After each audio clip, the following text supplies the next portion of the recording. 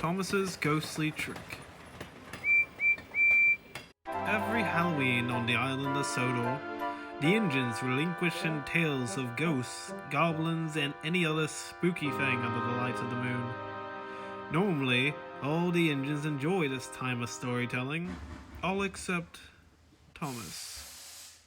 Every year, Percy reminded Thomas of the time he had been covered in lime and ended up tricking Thomas into thinking he was a ghost.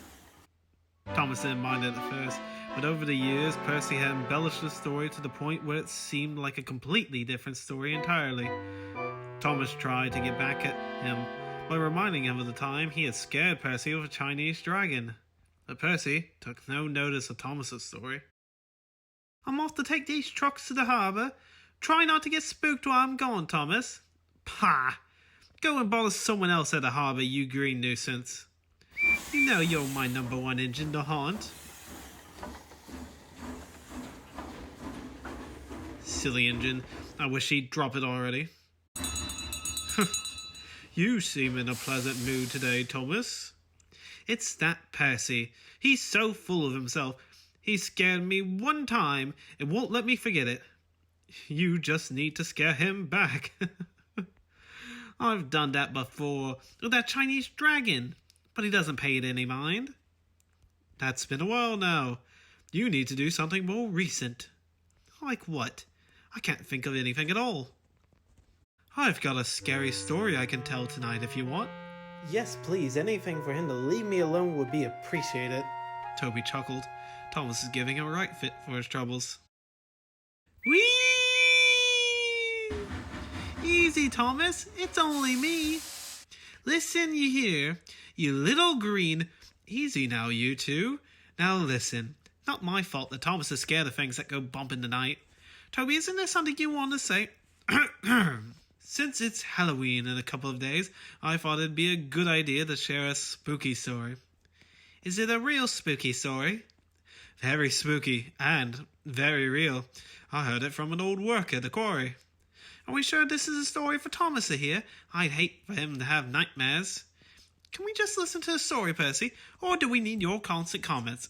"Right. Well, this story is about an engine that used to work at the old lead mines along our line. He'd collect trucks and take them to the sidings at Toy Wreck. There, other engines would take them throughout the island or to the harbours. Well, one Halloween night, the engine that normally took the train from Toy Wreck had failed, so the mining engine had to take the trucks down the line himself. It was evening when the engine left to take those trucks. A heavy fog had fallen, and the engine didn't know the line. He whistled, and all he heard was his own echo. Suddenly, in the fog, he derailed and rolled down the valley. The crew jumped free, but couldn't find where the engine had gone. When morning came, the trucks were recovered, but the engine was never to be seen again. People say that on Halloween night, and if the fog's about, you can hear his whistle, and some even report a spectre engine running along the tracks. The shed was silent." "What an awesome story, Toby. Truly scary. I don't know how real it is, but I know Thomas is shaking in his wheels. Good night." "Well, that worked, Toby." "What can I say? I'm not a miracle worker." "I wish Percy would see a ghost. Then that would put an end to this." "A ghost? There's no yonder ghost along the line." "Donald, what are you doing here? The Fat Controller asked if I could help take some stone from the quarry to the harbours. They have a lot more trucks than normal for you lot." Then Thomas had a great idea. "Donald, would you like to help me play a trick on Percy?" "I wouldn't deprive you of honour." And with that, Thomas began to formulate a plan with Donald. The next evening, it was Halloween, and Percy had just finished his work for the day. He was tired and was looking forward to a rest while watching fireworks in the night sky, when the yard manager walked up. "Percy, some trucks were left at the old lead mines. I need you to go and collect them." "But I've only just finished my work. Can't someone else do it?"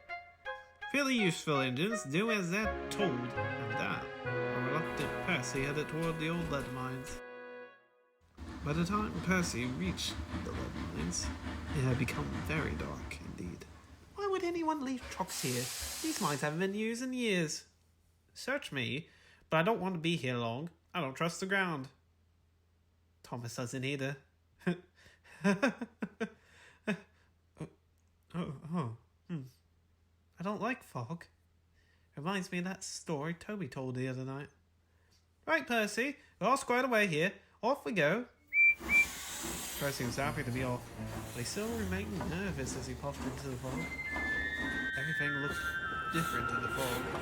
Weird shadows cascaded along the line, and the wind sent shivers down Percy's boiler.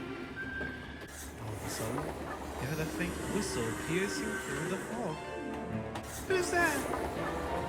But there was no reply. Then suddenly, on the passing loop, an engine raced by him, with no lights at all, shrieking into the night. It's the ghost engine! And Percy bolted down the line. When he arrived at the yard, he uncoupled from his trucks, still shaking, jumped into the shed. What's the matter with you, Percy? You seem as though you've seen a ghost. No. Toby smiled. Thomas's trick seemed to have worked after all. That worked splendidly. We really scared him. His wee lace was hilarious. It looked as though he'd seen a real ghost train. Thank you for letting me be a part of this. Oh, it's my pleasure, Donald. Happy to have your talent to be a part of this plan. I cannot mention it. I really liked the idea of your trick. Your shriek was fantastic and sounded proper scary indeed. Aye, and Yawn's whistle was spot on. How do you make it sound like that? I didn't blow my whistle. My driver forgot to. I thought it was you. No, I thought you were the one to do it. The two engines looked nervously at each other. Maybe some stories aren't just stories after all.